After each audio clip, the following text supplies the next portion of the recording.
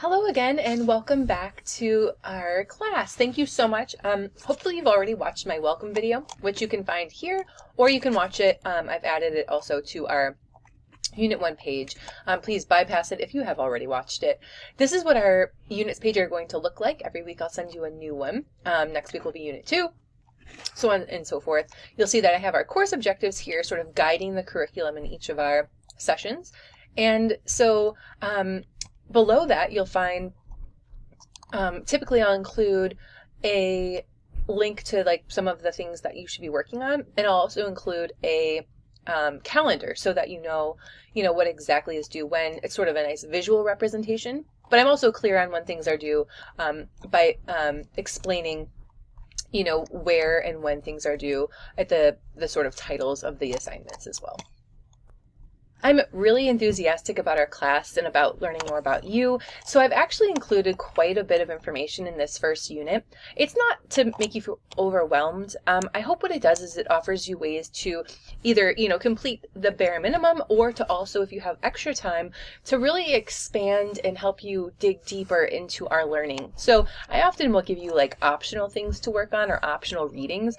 And again, that is just for you to sort of grow independently and to decide, how much time you have and how much time do you want to dedicate to this exploration.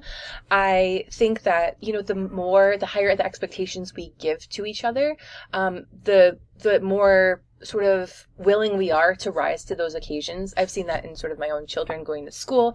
The instructors that sort of hold the students to just a higher level of learning, actually push the students to like learn more and to achieve goals that maybe they didn't think they could achieve, or that they weren't allowed to in the past. So I'm really wanting us to strive to excellence, to learn as much as we can, but then also to do that in a sort of within the realm of, our 12 weeks of learning, within the realm of a week of learning, for example, to give you just enough that you can retain the information, to learn from it and use this information beyond our classroom, but also, enough that we're feeling the pull and the sort of excitement of learning together, of having just enough work. And so I hope that we kind of reach that balance, and I know that balance will be different for each of you.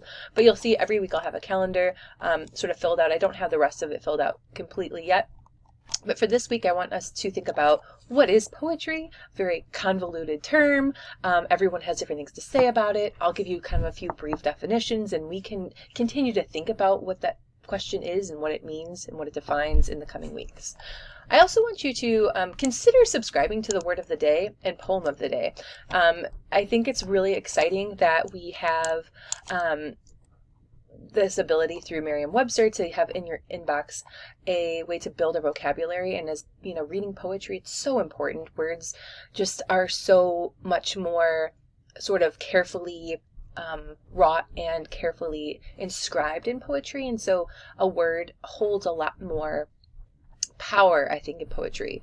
And I would like us to just have our vocabularies continue to expand and grow, and this is one of the nice ways to do that. Those of you that I've had in past classes will know that I ask students to do this in English 1101, English 1102, etc. The word of the day today is cleave. I actually wrote to Word of the Day and they said, is there some way we can embed these on our website so that the actual words are updated? So hopefully I think I see that happening here now. So cleave is the word of the day. But you can subscribe by putting your email here, whatever email you want. There's also a Poem of the Day by Poetry Foundation. So for those of you who want to be exposed to poetry more frequently, feel free to have that sent to your inbox. I think that's a great way to continue learning beyond the scope of what we're reading. Poem of the Day today is called On a Sunday by Quincy Troop. So feel free to take advantage of those things. I think that's just a nice reminder of our sort of growth mindset. By Wednesday, I have a few things that I want us to think about. We're going to be thinking about what piece of life, private or public, are the poems concerned with, and where and when is this life being lived. We're going to be reading two poems. One's by Seamus Heaney, called Digging, and one's by Lorraine Niedecker, called Poet's Work. And both of these poems are really exciting in the sense that they think about poetry as an extension of life, as an extension of work, or as the work that they're doing. So Seamus Heaney likens his work digging with his pen, right? As his father before him was digging into the peat. He was actually physically laboring. And so he reflects on the ways in which, poetry is an intellectual labor, and how that is valued across cultures.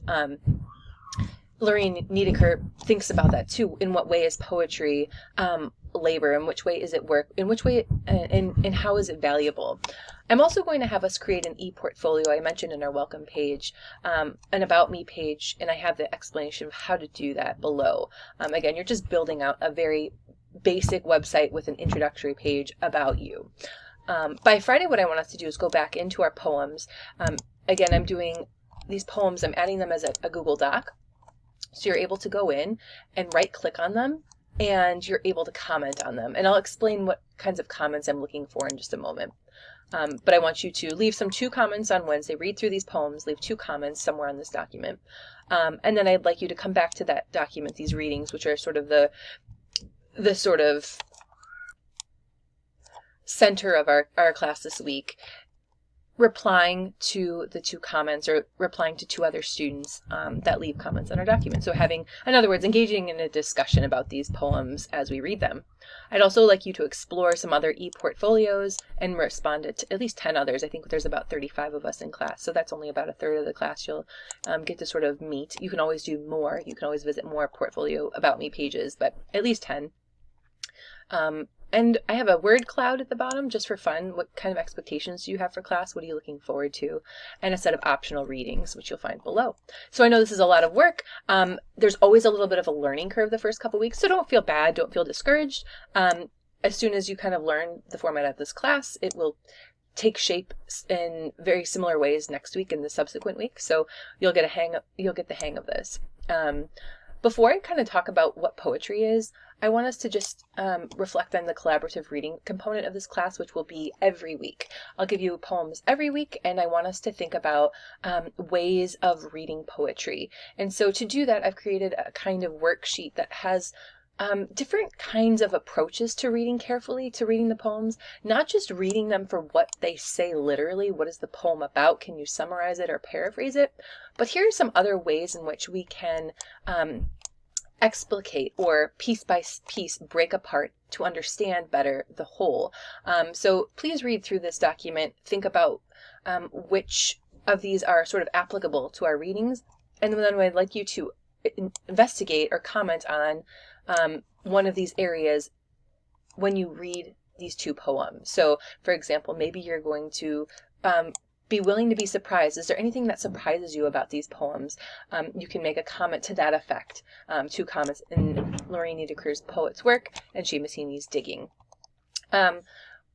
Before you read these, I do have here a nice reading of Seamus Heaney reading the poem aloud himself. I think that's really exciting to hear a poet. It's coming from medieval literature where none of the poets are alive to reading sort of more modern poetry where we have actual readings by the poets themselves. What kind of sonic qualities does this poem carry? And who was Seamus Heaney? Here's just some background information. That's all something that you guys can just read on your own, kind of catch yourself up on. I know most of you are probably familiar with this poet, but just having some background knowledge I think is always great too. Hear it read by the poet himself. Lorraine Niedeker writes this Poet's Work, and here's a little bit about her. Who is Lorraine Niedeker? And as you're reading through, make sure that you kind of read through both for comprehension, but also for kind of closer understanding. You might need to look up a word, for example, condensory.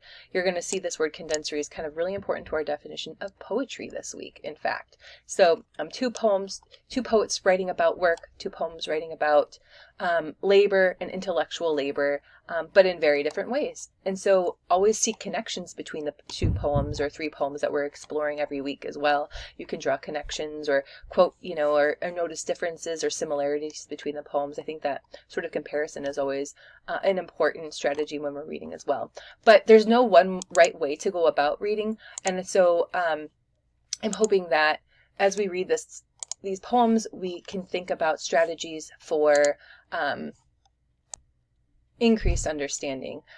We have here lots of various ways to engage with the text, and so these are by no means limited to, but are just meant to help you get started in thinking about what can you say about a poem, what can you bring to the poem, and how can we start our discussions about the poem. A lot of the sort of realizations and the sort of clarity are going to come through the utterances of each other's conversations about the poems in the margins. I think that's going to be really important and really powerful. And I'll always try to sort of read through those and give us a sort of précis about what everyone's been saying, what we found interesting about the poems. Remember that our sort of interpretation of the poems, or coming to the poems, brings an important value to the poems. So it's exciting to hear you. It's exciting for you to bring your experience to bear on the poetry. And I'm so happy to learn more about, what these poems mean to you, what they seek to do, and how that has some kind of bearing on our own lives. After working on the most important task, which is really starting to just dig into poems, to think more carefully about poetry by starting to read poems, I want us to begin by working on our e-portfolios, just creating an About Me page. So by Wednesday, what I'd like you to do is create an initial About Me page. Tell us a little bit about yourself, a short paragraph introducing yourself, and a short note about a goal you have for yourself. Feel free to use any of the course objectives at the very opening of our class here. And how do we create these e-portfolios? Again, Google Sites is a great website. This is where my instructions are. You don't have to use Google Sites, but just be able to have a link that you can share with us in Blackboard. So to create a site, you'll click the plus button. A new site template will open. And you can give your site a title and a page of a title. Now, we won't actually be able to see your page until you click publish. This is the really important part here, so that we can view your page and it's not sort of in progress. I need you to click publish when you're finished creating your About Me or introductory page. Google Sites will save your work automatically, but it doesn't get pushed to the actual public web until you publish it. So when you're finished creating your page, however you like it, again, you can always go back and edit it. So don't be, too stuck on some of the details there. Just click publish. And what I'd like you to do so others can find your website is to then come back in Blackboard and click on our composition corner, which is my name for our discussion board. Click on our composition corner, create a thread. You can just put your name, Ashley at About Me page, and then add the link so that others can view it. So you'll click submit, and that'll take us to our discussion board, and you should be able to see a whole list of other About Me pages. Do that by Wednesday, and then by Friday, I'd like you to come back into our discussion board, our composition corner, which you can find here or going through our units page. And I'd like us to reply to at least 10 students. Visit their pages, learn about them, be excited to meet them, and respond to them. Those two activities will take up the bulk of the week. Reading poetry, creating our e-portfolio About Me page. We'll create 5 other pages throughout the semester, so this isn't too, I don't think too involved, but it allows us a chance to post some of our work, some of our ideas and thoughts together in one space.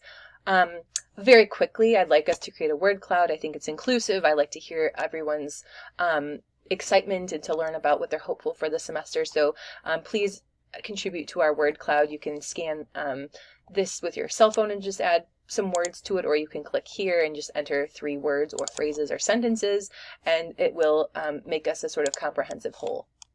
For those of you who want to learn more, who want to really push themselves and have time to set aside to do some extra reading, I have 3 extra articles here. One's about condensation, that critical word from Lorraine Niedeker's poetry, her poem Above.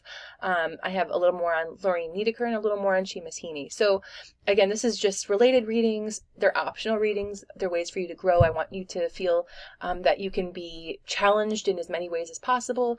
I'm working really hard on making this class exciting, comprehensive, challenging, and so I will be reaching out to you throughout this semester asking, how is your user experience? What can I do to improve on this class? I really want to have a fun, enjoyable experience. So please let me know, what's working, what isn't working. And I hope that we have a really wonderful time exploring poems together. What I'd like to do now is to have you focus on this section on what is poetry. I'm going to give you just a very brief lecture on what is poetry, get your feet wet a little bit in the sort of varying definitions, and let's start Unit 1. Thank you so much for listening and for your patience.